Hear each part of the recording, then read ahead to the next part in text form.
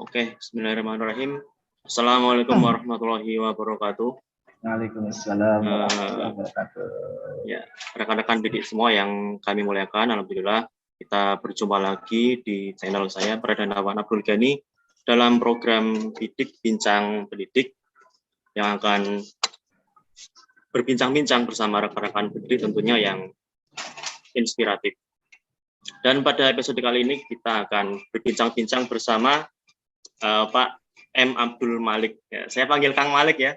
Siap, Kang Malik, iya. Apa kabar Kang Malik? Assalamualaikum. Alhamdulillahirabbil alamin. Pak Brada, gimana kabarnya?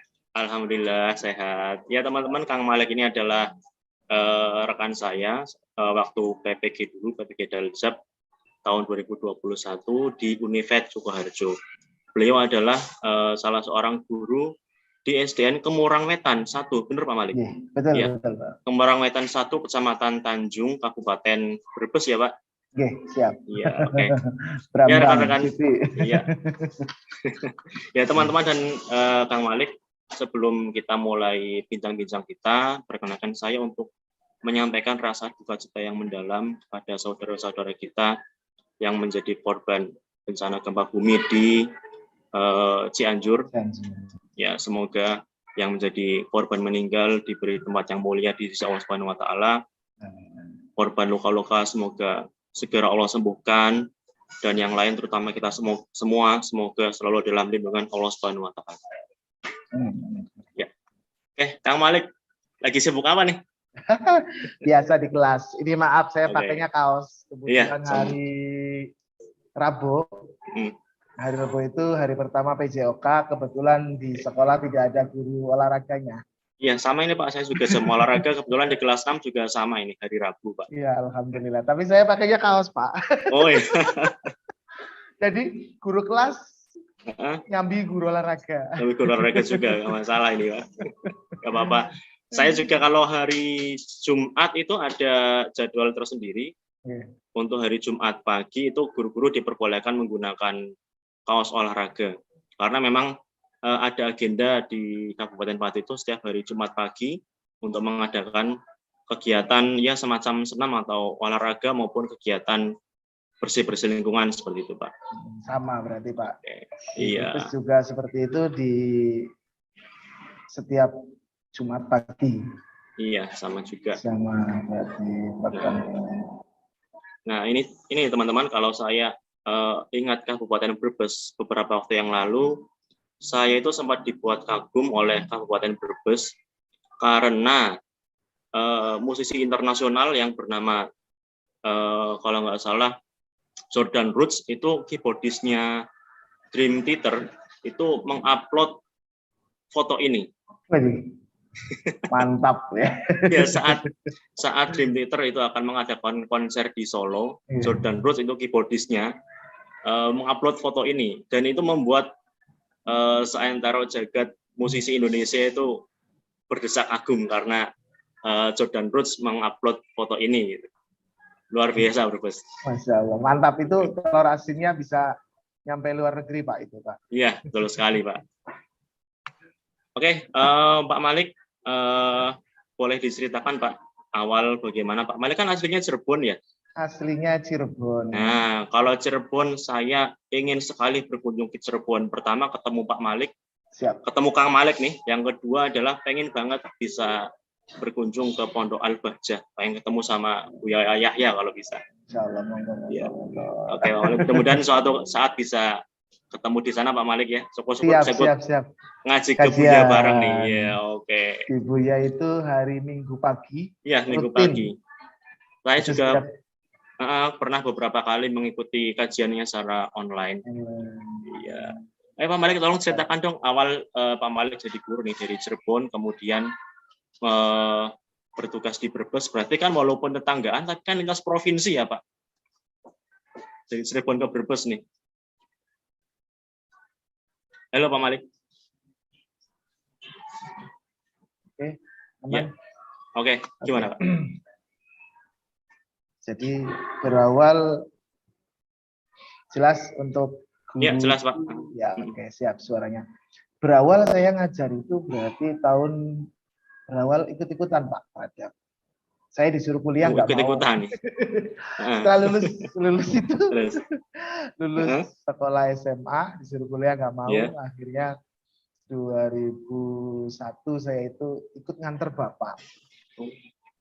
2001 nganter Bapak. Kebetulan Bapak waktu itu sakit, kondisinya sakit. Setelah pasca pelantikan kepala sekolah, kondisi sakit, jadi saya antar jemput.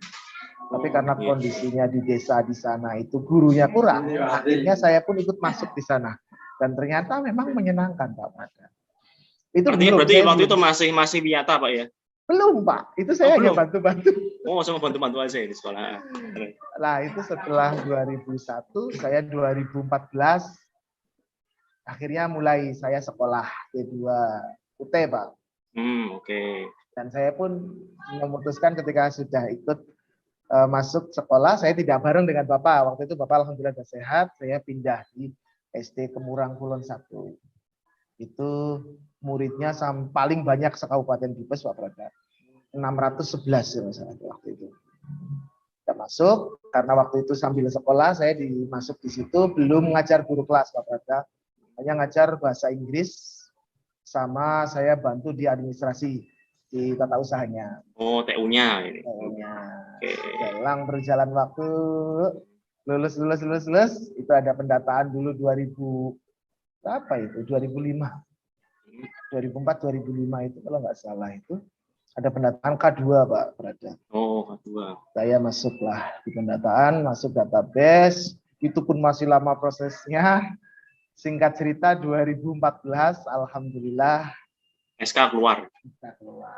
Alhamdulillah. 2014 SK keluar. Terus 2000 iya. ya Salim sana. Pintunya tutup ya, Mbak. Maaf Pak Prada. Nah, ini dia nih. Pasti ada kedatangan siswa nih. Ya, itu. Oke. Itu 2000, berarti kita KKG 2017 ya Pak Prada? KKG. Oh, apa? PPG. Oh, PPG 2021. 2021. Saya ngejar, saya berarti waktu pengangkatan itu di angkatan 2B, Pak. 2B, naik lagi penyesuaian ijazah, saya satu tak masukkan, 3A. Oke. Itu 2017 saya 3A. Sekarang? Terus 3C. Sekarang 3B, Pak. Masih. Tapi sudah mulai proses untuk ke 3C ya, Pak? Proses, alhamdulillah. Alhamdulillah. Okay. Memang prosesnya itu, Masya Allah, Pak Prada, memang butuh kesabaran. Kesabaran. Ya, begitulah. Begitulah memang jenjang karir seorang guru pun seperti itu. Dan saya pun ini Pak, baru saja naik ke 3B itu per 1 Oktober kemarin loh. Alhamdulillah. Ya, alhamdulillah. Selamat, ya. Samaan kita. Mantap. Oke. Dan ini Pak, kadang saya berpikir, di Brebes itu kan sudah mepet ke Jawa Barat. Saya beberapa kali pernah main di Brebes. Waktu itu saya mendengar percakapan dari orang-orang sekitar itu sudah menggunakan bahasa Sunda, Pak. Nah, saya mikir itu kan terutama di Brebes bagian barat ya, Pak. Betul. Nah, saya sempat kepikiran muloknya di sana apakah masih pakai bahasa Jawa ataukah bahasa Sunda ini, Pak? Untuk di Kabupaten Brebes itu memang ada beberapa tempat, Pak. Itu yang menggunakan istilahnya bahasa lokal ya, bahasa Jawa. Dan juga untuk berarti Brebes bagian selatan itu sudah Sunda. Seperti di kabupaten berarti wilayah selatan. Kalau wilayah Kecamatan Tanjung pun itu ada berarti Danarja. Itu yang bagian selatan itu sekitar 3 sekolahan, Luwung Bata, 3 sekolahan itu kurang begitu hafal. Itu sudah masuk, Pak. Ini kebetulan kan nanti kita di Kabupaten Brebes tanggal 28 November ini masuk PAS 1. Oh iya betul, PS 1 sama sini juga 28 ya. November sama. Oke. Itu memang di soal kunci jawaban sudah ada bahasa Jawa. Bahasa Jawa memang berarti sekupnya provinsi nggih, Pak. Ya, betul, bahasa Jawa provinsi. Bahasa Jawa provinsi, untuk Sundanya di beberapa sekolah saja itu yang pakai. Alhamdulillah kemarin di Kabupaten Brebes kalau nggak salah tingkat provinsi Pak bahasa Jawanya. Artinya berarti untuk bahasa Sunda itu masuk mungkin mulok sekolah ya Pak? Mulok, betul Pak. Hanya beberapa regional tertentu saja yang menggunakan bahasa Sunda. Oke. Nah, sekolahnya. Oke ya teman-teman semua, selain berprofesi sebagai guru, Pak Malik juga membidangi satu pengobatan alternatif, yaitu beliau ini menjadi terapis tibun nabawi. Nah, saya ini Pak, kalau ada istilah pengobatan alternatif, saya ingat sekali dengan yang dikatakan oleh Mbah Sujiwo Tejo. Ini beliau yang bilang, kalau sebenarnya justru yang pengobatan alternatif itu adalah yang secara medis, secara umum kita kenal sekarang. Justru pengobatan utama itu adalah pengobatan yang menggunakan herbal, tibun nabawi, dan resep-resep tradisional lainnya. Tapi kalau yang medis, kemudian menggunakan campuran obat bahan-bahan kimia, itu sebenarnya yang alternatif. Itu kata Mbak Jiwo, bukan kata saya. Ya, oke Pak Malik, tolong diceritakan bagaimana awal prosesnya Pak Malik bisa punya keterampilan menjadi terapis tibun nabawi, dan sekarang juga sudah buka praktik rumah bekam Kang Malik ini di Brebes. Monggo Pak. Berawal sebenarnya hanya saya ceritanya orangnya nggak mau diem Pak Prada. Yes. Kenapa dulu nggak mau kuliah? Karena kebetulan saya suka kerja dulu Pak Prada. Oh. Saya kerja, terus, waduh. Ini dia nih, foto beliau yang sedang itu kerja. Mulai ini pasien ini. Saya mulai itu mengenal ini sudah lama sebenarnya Pak Prada, sudah mengenal. Dan mulai mempelajari itu ketika orang tua sakit Pak Prada. Oh. Orang berawal dari orang tua sakit. Dulu nggak tertarik, tapi setelah orang tua sakit kok bolak-balik ke dokter hanya seperti itu, fisioterapi hanya seperti itu.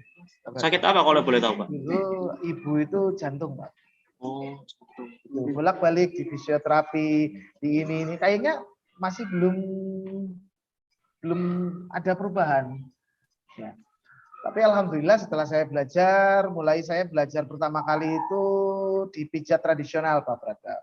Dan memang dulu kan suka pijat-pijat ibu. Pijat refleksi, tapi meningkat lagi mengenal teman-teman, ada bekam, ada fasdu, ada pijat saraf, saya belajar ke Malang. Oh, sampai di Malang Pak belajarnya? Malang, Ponorogo itu guru saya. Itu terus belajar lagi fasdu sama Tabib Mustafa, Bekasi.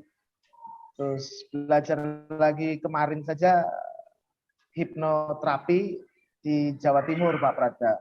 Hipnoterapi, terapi secara hipnotis seperti istilahnya Pak ya. Betul. Jadi kenapa saya belajar begitu banyak? Ibarat itu sebagai tool Pak Prada. Saya harus punya beberapa metode yang cocok karena tiap satu orang pasti berbeda. Seperti tadi yang Pak Prada bilang menurut Sujiwo Tejo, ya. Itu betul sekali Pak Prada. Setelah saya masuk di dunia ini itu betul sekali Pak Prada. Yang namanya pengobatan alternatif itu sebenarnya di kedokteran. Karena di kedokteran itu sakit nih Pak Prada. Itu yang namanya sakit itu ada keluhan. Nah, yang diatasi itu keluhannya. Itu di dokter seperti itu. Misalkan contoh pusing, sudah yang kita obati pusingnya, hilangkan rasa pusing. Nah, di tibun nabawi ataupun TCM, Malik juga belajar di sana. Traditional Chinese medicine. Oh, Chinese. Iya. Perbuatan khas Cina sebetulnya. Iya, seperti akupunturnya. Ya. Itu juga berpendapat seperti itu Pak Prada. Bahwa pengobatan dokter itu Malik pernah bilang itu biokimia istilahnya. Itu hanya memberikan pengobati yang keluhan yang saja. Sakit saja keluhannya yang sakit. Iya, jadi sakit pusing udah obati, pusingnya hilang ya sudah. Pusing hilang. Iya. Tapi padahal di pengobatan itu pusing itu tidak karena pusing, kadang dari apa dulu Pak Prada? Kadang bisa dari dalam, dari dada yang sesak pusing. Kadang ada di sini juga pusing. Ada karena memang punya pemikiran atau punya permasalahan itu pusing. Jadi harus harus dicari nih dari mana. Nah, makanya tadi belajar hipnoterapi juga untuk menyelesaikan ke masalah yang psikis tadi Pak Prada. Artinya sampai ke akar-akarnya gitu Pak. Akar-akarnya. Dan alhamdulillah Ibu untuk saat ini alhamdulillah Pak Prada yang tadinya minum obat tiap hari, dokter kan bilang untuk penyakit jantung, tensi itu tidak boleh lepas Pak Prada. Alhamdulillah saat ini sudah berhenti Pak Prada. Alhamdulillah kuasa Allah dengan beberapa kali dan memang saat ini pun masih suka terapi karena ibarat orang tua itu karena orang tua itu jarang aktivitas, akhirnya memang perlu dan sedikit saya wajibkan Pak Prada untuk orang tua ya yang sudah tidak ada aktivitas, paling tidak 1 bulan sekali terapi. Dan memang di sana di sunahnya juga sunah Rasul dikatakan 1 bulan sekali bekamlah. Bekam. Iya, bekam. Itu pengobatan khas Rasul menggunakan cara bekam seperti itu. Untuk saya sendiri Pak, saya juga sebenarnya nih Pak, terus terang saya memang hobi bekam. Ya. Setiap kali saya mudik, pasti saya menemui salah satu terapis bekam yang ada di sekitar tempat tinggal istri saya. Bahkan kemarin, alhamdulillah, masya Allah saat bulan Ramadan kemarin, saat tarawih terakhir, beliau sampai istilahnya donasi bekam, memberikan terapi bekam gratis untuk jamaah tarawih. Setelah sholat tarawih, kemudian kita menuju ke halaman masjid, di situ diberikan terapi bekam dan akupuntur gratis. Justru bagi saya pribadi itu bekam itu sudah jadi satu kebutuhan gitu. Kalau darah kotor keluar semua, kemudian mungkin ya penyakit dari dalam saya juga keluar, akhirnya besok paginya setelah bekam itu rasanya seger bangun tidur. Betul. Iya. Betul. Memang manfaat bekam itu tadi ibarat darahnya kental, Pak. Kental dan kotor, kental Pak. Sekali, kotor. Merah kehitaman warnanya. Merah kehitaman iya. Itu sudah potensi itu. Itu kalau dikeluarkan udah ibarat Rhoma Irama bilang darah muda, Pak. Iya. Bang Haji Rhoma Irama. Betul. Haji Rhoma Irama darah muda. Tapi ya itu tadi Pak Prada. Kadang memang kayak Malik sendiri selain bekam donor Pak. Sama Pak, alhamdulillah sama. Bukan saya ingin menunjukkan kita ini istilahnya orang baik donor, tapi bagi saya pribadi nih Kang, itu sudah jadi satu kebutuhan. Setidaknya setiap 6 bulan sekali, saya harus keluar donor darah. Iya. Betul. Mantap itu Pak. Itu sangat bagus sekali. Saya malah sering kali 2 bulan Pak. 2 bulan. Saya telepon orang PMI-nya. Saya donor. Jangan 2 bulan Pak, tambah setengah bulan lagi. Karena butuh spare waktu nih antara setelah donor untuk donor selanjutnya kan paling enggak, kalau nggak salah 3 bulan atau berapa itu? 2,5 sampai 3 bulan. 2,5 sampai 3 bulan ya kira-kira. Oke Kang Malik.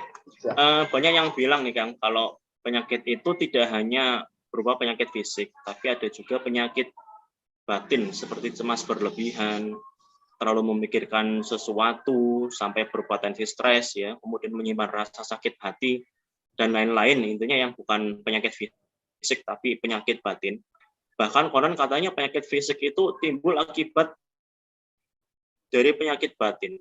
Kalau dari sudut pandang terapis, apakah ada pengobatan untuk penyakit batin itu, Kang? Oke. Untuk yang sudah Malik lakukan, Pak Prada, itu ada beberapa terapi. Salah satunya adalah terapi ketauhidan. Tauhid sama psikologi. Itu memang arahnya ke yang Pak Prada sampaikan. Jadi rasa cemas yang berlebihan, betul Pak. Berlebihan, sesuatu yang berlebihan, itu Allah nggak suka. Allah dan rasa sakit itu sebenarnya kasih sayang Allah Pak Prada, kalau kita bilang. Di ayatnya kan ada bahwa sakit itu sebagai penebus dosa, mengurangi dosa, dan juga sakit itu kasih sayang Allah bahwa dia itu disayang, diberikan alarm Pak Prada. Contoh misalkan tadi ya Pak Prada bilang ada masalah psikis, pusing dengan situasi, diberikanlah rasa sakit pusing di sini. Ini sudah alarm. Berarti tubuh kita itu tidak mampu untuk seperti itu. Terus bagaimana solusinya? Nah, itu lari ke ketauhidan, Pak. Terima dulu itu permasalahannya, kita pasrahkan sama Allah. Insya Allah selesai Pak Prada. Iya, itu dan banyak sekali kasus-kasus yang maling tangannya itu memang lebih banyak di psikis, Pak. Kayak contoh jantung. Jantung Pak Prada berawal dari rasa marah yang berlebihan. Rasa marah yang berlebihan, lama nggak dikeluarkan, ya akhirnya apa? Marah itu identik secara energi itu merah, panas. Ketika tersimpan di sini, marahnya di sini, Pak. Sampai numpuk gitu? Numpuk sekali. Bayangin Pak Prada ada bara api nempel di tangan. Tangannya bagaimana? Panas, sakit. Panas, ya, sakit. Sama. Energi emosi itu pun sama. Ketika di sini saja, yang terjadi adalah yang kena adalah jantung, Pak Prada. Jantung pasti bermasalah. Jantung bermasalah. Ketika turun ke sini ke bawah, nanti bisa kena liver. Sampai dan semuanya Pak Prada. Sampai pernah yang prostat pun itu beda kasus. Sama, tapi intinya adalah di emosi Pak Prada.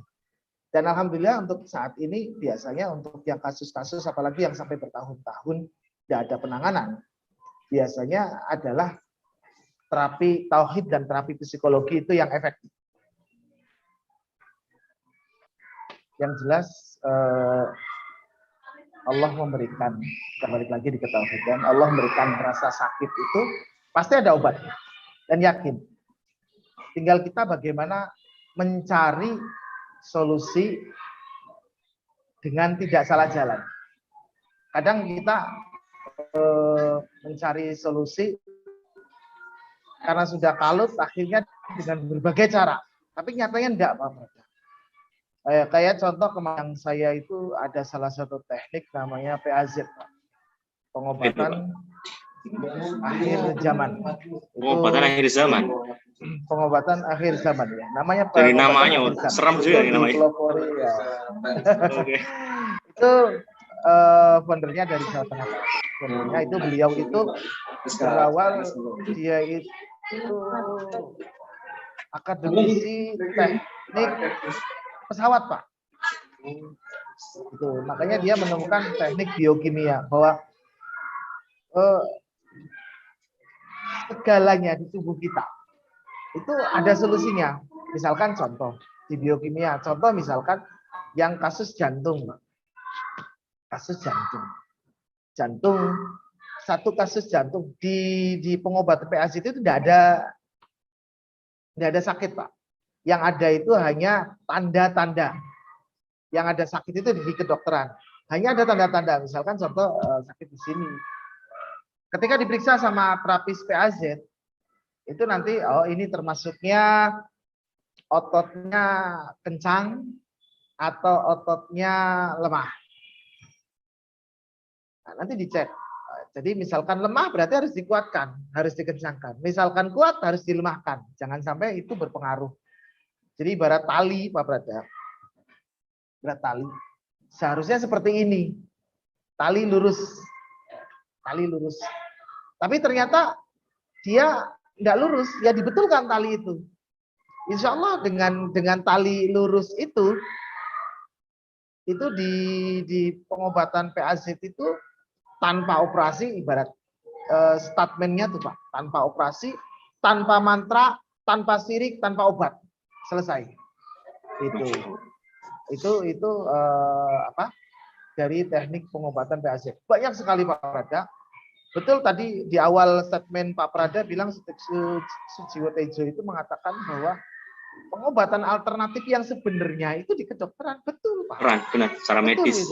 Itu betul diakui. Dan tapi ya tadi mindset kita terhadap pengobat alternatif itu kadang juga disepelekan Pak. Disepelekan. Yang seharusnya itu yang benar gitu. Tapi masa sih gitu. Ya contoh pengobatan. Contoh misalkan yang Malik pernah, yang contoh saraf kejepit itu pernah ya Ya, nah itu deh. Malik nanya aja di Pak Prada, kemarin istri sakit apa? Maaf, sempat kemarin mengeluhkan, nggak apa-apa santai. Kemarin sempat mengeluhkan sakit dan saya menghubungi Kang Malik, kemudian beliau mengirimkan terapi dari jarak jauh menggunakan doa kalau nggak salah, apapun itu ya, saya nggak tahu, Pak Malik yang tahu. Betul. Ya alhamdulillah, dan di pesini supaya istighfar terus, dan alhamdulillah ada beberapa perkembangannya. Rasa sakitnya memang ada sedikit berkurang gitu, Kang. Di sana dikatakan bahwa ud'uni astajib lakum, Pak Prada pasti tahu Pak Prada. Ya, berdoalah kepadaku atau berdoalah kepadaku, aku kabulkan. Itu betul Pak Prada. Itu di sana di terapi ketauhidan, mintalah kepadaku. Allah itu dekat loh Pak Prada. Allah itu tidak jauh, dekat. Tak minta. Nah, saya ngajak juga berkolaborasi dari istrinya Pak Prada itu. Ayo beristighfar, mohon ampun. Jelas saya yang kemarin Malik terangkan bahwa sakit itu kasih sayang Allah. Syukuri dulu. Setelah syukuri, ayo rubah apa yang masih belum betul. Jangan sampai kasih sayang Allah itu nggak nyampe dengan mengatakan, aku nggak apa-apa kok, kayak gitu. Syukuri dulu, alarm Allah, ya ini ada yang belum pas. Kita muhasabah dulu, apa yang belum pas pada diri kita. Oh ini, kita perbaiki. Dibuang kalau memang perlu dibuang. Perbaiki kalau memang perlu diperbaiki. Insya Allah ketika itu sudah selesai, itu tidak ada pengulangan Pak Prada. Yang namanya benar-benar sembuh itu benar-benar sembuh. Karena dari secara fisik diselesaikan, secara non fisiknya, rohaninya diselesaikan. Selesai insya Allah. Cuma kadang memang untuk di psikologi itu memang sudah sunatullah di sana bahwa yang namanya iblis tidak akan berhenti untuk menggoda manusia lain di situ Pak Prada. Itu. Makanya itu sudah ada dalam Al-Qur'an pun dijelaskan seperti itu. Sampai kiamat. Sampai kiamat. Makanya kadang muncul lagi. Munculnya apa? Nah, itu yang namanya penyakit hati gitu Pak Prada. Akhirnya keluar lagi. Rasa sakit keluar lagi. Nah, di situ makanya tadi anjurannya berzikirlah. Mengingat Allah. Agar apa? Agar meriset sesuatu yang jelek itu, diriset, diperbaiki. Insya Allah rilis itu. Ya, tadi tentang opini dari masyarakat, kadang-kadang masyarakat kalau belum secara langsung merasakan manfaatnya, susah untuk percaya soalnya, Pak. Betul. Makanya kalau Malik biasanya yang sudah biasanya baru 10 menit, cek dulu lah, kayak gitu. Misalnya terapi ini 10 menit, cek dulu coba seperti apa. Gitu. Kalau kiranya memang bermanfaat, ayo kita lanjutkan terapinya. Kalau tidak, ya sudahlah. Daripada kita memaksakan keyakinan, kepercayaan orang lain. Betul. Kalau saya pribadi dengan tanpa mengurangi rasa respect, rasa hormat kita tentunya pada tenaga medis, saya pribadi merasakan benar manfaat dari bekam dan akupuntur itu, Kang. Ya. Serius, manfaatnya nggak main-main. Bagi saya pribadi ya, saya sudah merasakan manfaatnya memang luar biasa. Dan ini kalau kita saat menjelang sakit, kalau nggak salah itu seperti ada alarm alami di tubuh kita gitu ya Pak. Ya kan benar. Saya waktu itu beberapa waktu yang lalu sempat mengalami gini, kok saya bangun tidur agak nggak enak gitu ya. Ternyata besoknya badan saya panas gitu, menggigil. Mungkin karena kecapean atau kurang tidur. Artinya, wah ini sebenarnya ada alarm yang diingatkan ya oleh Allah lewat tubuh kita. Dan kalau nggak salah itu saya kurang ingat ayat atau hadis yang mengatakan bahwa sakit itu datangnya dari Allah. Apabila kita sakit maka Allah lah yang menyembuhkan. Dan salah satu wasilahnya dari pengobatan tibu nabawi seperti ini, Pak. Yeah. Betul sekali Pak Prada. Dan memang kita di istilahnya secara SOP-nya dikatakan bahwa kita sebenarnya nggak bisa, Pak Prada. Gitu. Makanya selalu kita ajak istilahnya pasien kita untuk ayo bareng-bareng kita mohon. terapis hanya berwasilah. Ayo kita pakai wasilah ini loh. Pakai wasilah ini, semoga Allah ridho. Pakai wasilah belum nih, belum. Ayo kita pakai wasilah ini. Tetap dicoba. Dan yakin, harus diyakini itu bahwa Allah akan kasih semua. Benar Kang, benar. Gini, saya juga ingin cerita lagi nih tentang tadi yang saya tanyakan kaitannya dengan penyakit batin, karena saya pribadi pun merasakan itu, pernah merasakan itu, dan dijawab oleh Kang Malik, benar, sesuai banget, tepat banget. Ceritanya gini, waktu tahun 2018 saya ikut pretest PPG. Pretest PPG saya tahun 2018. Nah, judul pretestnya adalah pretest PPG untuk tahun 2019. Nah, ternyata saya lulus, alhamdulillah tahun 2018 dinyatakan lulus pretest. Kemudian 2019 saya tunggu, itu tidak ada nama saya tercantum dalam daftar panggilan. Dan sampai akhir tahun 2019 benar-benar perasaan saya, ini kenapa kok seperti ini banget, sementara teman-teman saya banyak yang sudah sampai sana. Ditunggu lagi tahun 2020 juga song nih Kang.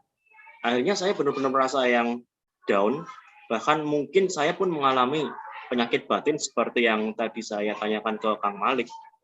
Saya pada akhirnya saya merasakan pasrah dan tidak mulai berharap untuk bisa PPG lagi, ya.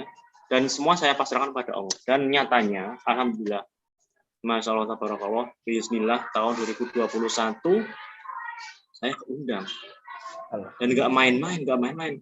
Ternyata jawaban dari Allah atas doa-doa saya itu, saya disatukan dengan teman-teman yang luar biasa seperti Kang Malik. Dan ajaibnya, saya bisa disatukan kembali dengan Pak Imron. Ya, itu hebat lagi, super lagi itu. Bayangkan coba Kang, saya dari di Pati, Pak Imron di Tegal, sudah terpisah jauh setelah saya kuliah hampir 8 tahun ya, 8 tahun malah.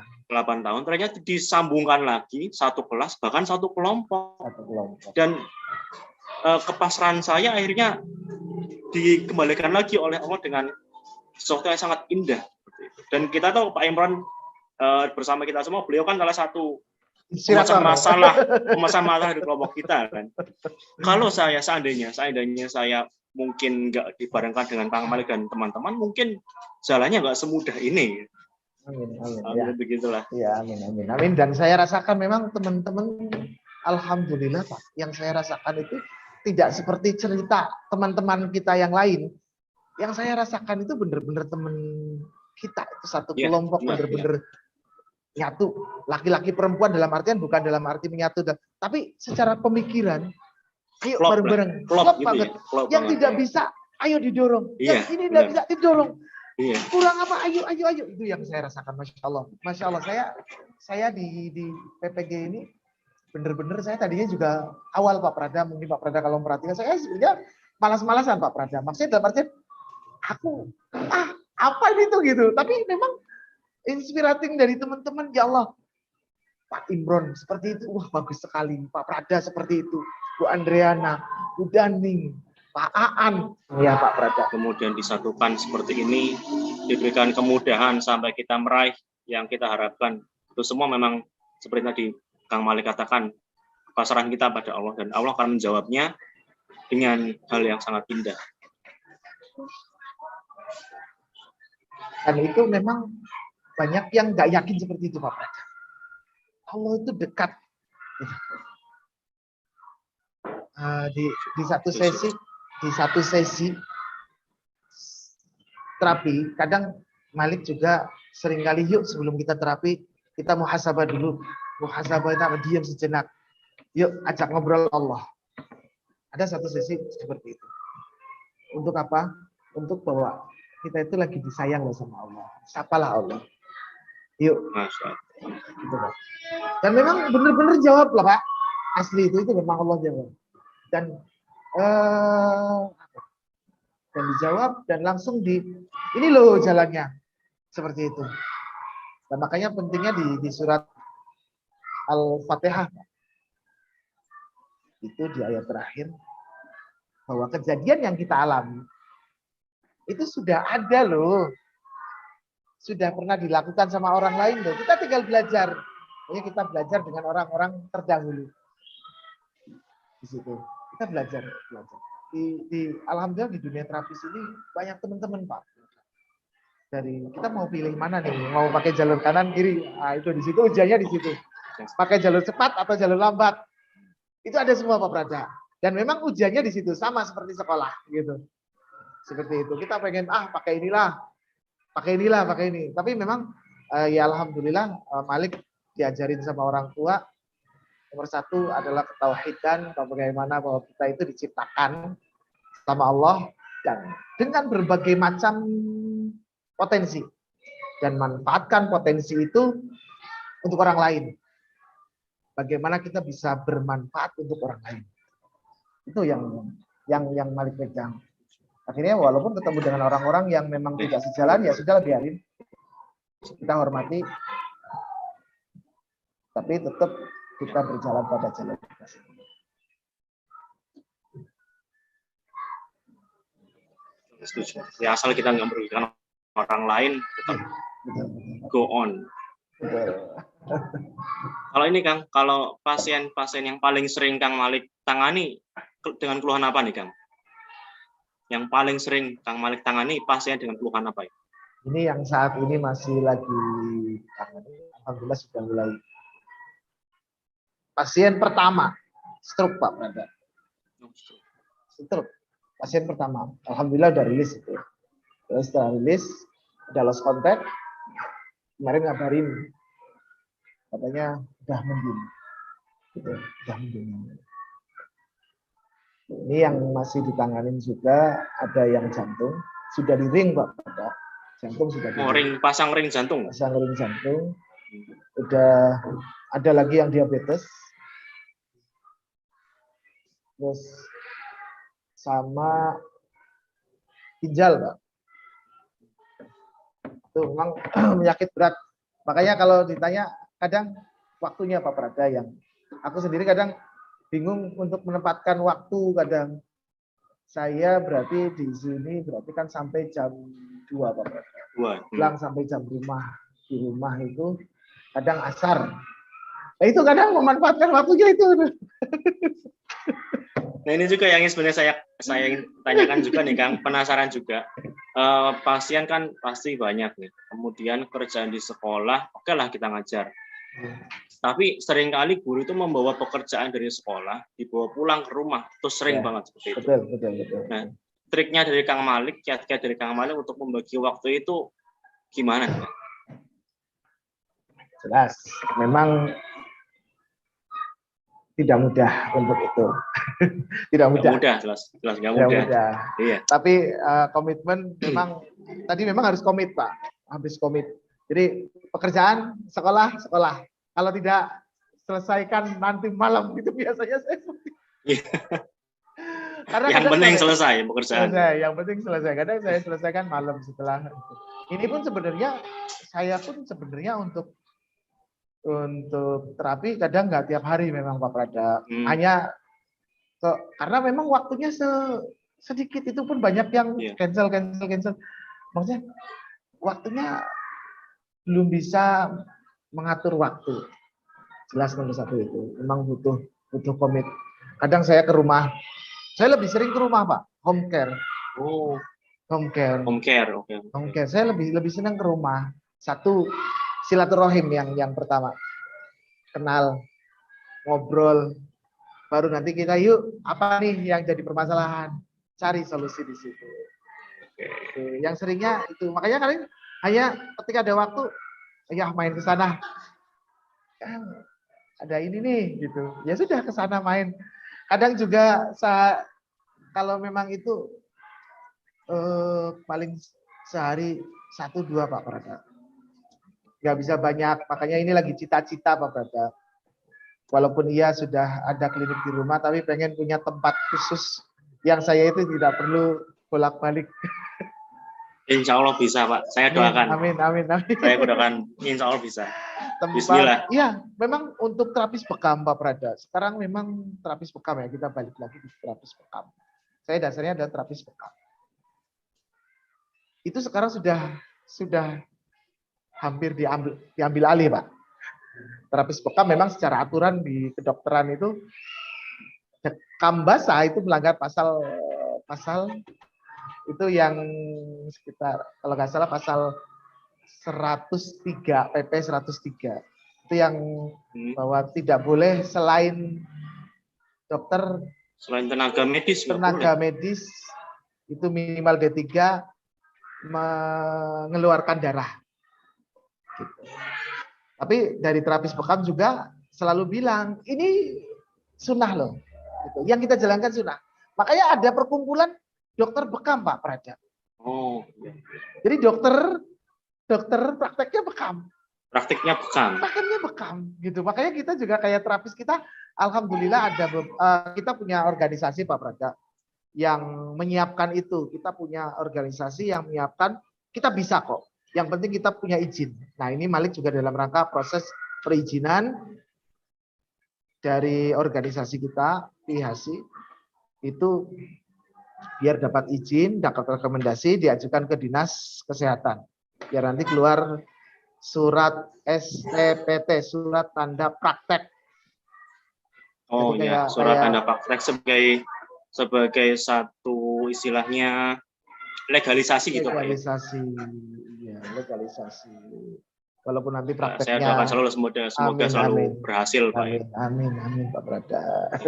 Kalau memang bisa berjalan beriringan, satu terapis bekam, kemudian yang sebelahnya medis, ya kalau memang semua itu bisa berjalan beriringan dan nggak saling merugikan. Betul. Kemudian kita juga dari testimoni masyarakat juga memberikan testimoni yang positif, kenapa enggak? Betul. Ada beberapa dokter yang memang kadang tak referensikan Pak Prada. Ada yang tidak, ada yang itu. Jadi misalkan kayak Malik nanganin pasien, dan nih udah ada perubahan, silakan ceknya ke dokter. Dokternya sempat nanya, ini diapain sama Mas Malik? Cerita ini. Ya udah nih. Ya itu, alhamdulillah Pak. Tetap saya juga karena memang di kita ada dokter, jadi tetap saya sinergikan. Gitu. Tidak tetap tidak lepas gitu, karena aturannya memang harus dokter. Gitu. Harus dokter. Alhamdulillah. Oke Kang Malik, terakhir ini Kang. Kang Malik kan guru, kemudian juga punya side job sebagai seorang terapis. Kalau menurut Kang Malik sendiri, perlu nggak sih guru itu perlu punya semacam side job gitu, atau mungkin penghasilan di luar dari profesinya? Menurut Kang Malik perlu nggak? Pak, selama tidak mengganggu pekerjaan utama, itu yang penting. Itu perlu Pak, karena kayak banyak teman-teman yang memang nggak bisa diem Pak. Di zaman sekarang itu banyak teman-teman yang nggak bisa diem. Daripada melakukan pekerjaan yang istilahnya kegiatan-kegiatan yang tidak bermanfaat, masih mending ayo cari yang sampingan yang bermanfaat untuk keluarga. Itu penting Pak. Tapi nomor satu, jangan sampai melupakan pekerjaan utama. Profesi utamanya. Jadi misalkan kita, aku ngojek, ya sudah ngojek. Tapi ketika di luar jam pelajaran. Gitu, di luar jam kerja yang di luar jam kerja itu, iya. Dan itu memang tidak mudah Pak Prada. Tidak mudah. Membagi waktunya terutama gitu ya kan? Membagi waktunya. Kadang, udah cukup gitu. Alhamdulillah ada teman saya pun bilang, "Dah, aku nggak setuju dengan pendapat itu." Monggo, enggak apa-apa. Saya sudah cukup dengan yang saya terima. Enggak apa-apa. Gitu. Kalau sudah merasa cukup, enggak apa-apa. Tapi ketika dirasa dia memang butuh dan dia pengen kegiatan yang bermanfaat, ayo nggak salah lah seperti itu, nggak salah. Sebenarnya dengan guru itu melakoni satu bidang pekerjaan di luar mengajar, sebenarnya itu bisa jadi satu hazanah atau value tersendiri yang nantinya bisa diterapkan di kelas yang diajar ya Pak. Betul. Itu nggak sih Kang? Itu benar kan ya? Betul. Ya, misalnya gini, saya punya teman satu kecamatan sini, dia itu punya side job dangdut, ngendang dia. Iya. Artinya dia punya value ketika dia mengajar seni musik di kelas, sekolah tidak perlu mengeluarkan kos lebih untuk mengundang pelatih musik, gitu Kang. Betul sekali itu Pak Prada, betul. Iya. Betul sekali.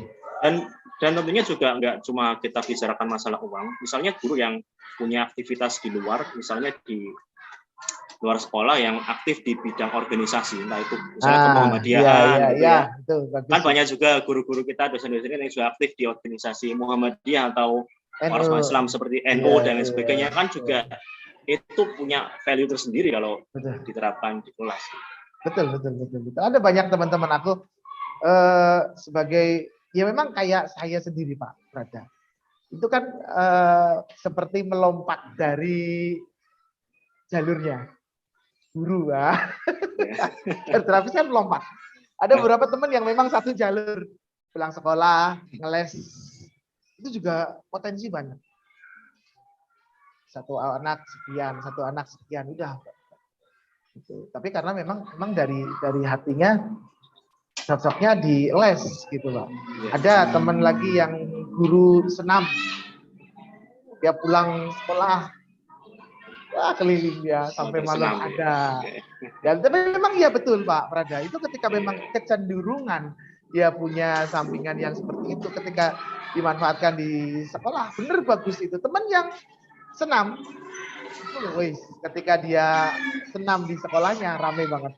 Saya udah nyaksiin sendiri. Oke, Kang Malik, terima kasih sekali percakapannya dengan inspiratif dan memberikan satu motivasi baru, terutama untuk saya sendiri. Oke, selanjutnya Kang Malik mohon berkenan untuk memberikan closing statement ataupun motivasi untuk rekan-rekan pendidik kita. Monggo Kang Malik. Statement yang bisa saya sampaikan, tetap semangat untuk para pendidik. Nomor satu adalah pendidik dijanjikan di sana amaliyahnya itu sampai akhirat. Itu yang perlu diperhatikan. Dan itu tidak, apa yang kita lakukan tidak rugi. Tidak rugi. Karena satu ayat yang kita ajarkan ke murid kita, itu nanti sampai ketika itu bermanfaat. Untuk pendidik yang memang punya keterampilan, keinginan untuk berkarya selain daripada guru, tidak apa-apa, tidak masalah. Karena itu juga akan memupuk mentalitas. Akan semakin dia bergerak, akan menambah dia. Nambah. Mentalnya semakin bagus, kepribadian semakin bagus. Dan ketika menghadapi permasalahan, insya Allah selesai. Gitu. Akan bisa menghadapi masalah. Tapi kalau dia cuma diem saja, ya sudah, kayak gitu. Tidak apa-apa juga Pak Prada. Gitu.